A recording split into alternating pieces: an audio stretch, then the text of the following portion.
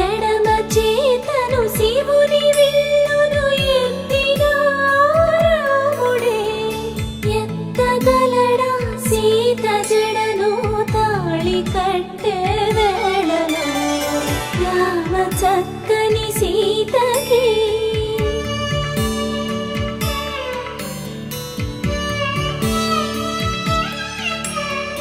ఎర్ర జాబిలి చేయి రాముడేడని అడుగుతుంటే చూడలేదని పెదవి చెప్పే చెప్పలేమని కనులు చెప్పే నల్ల పూసై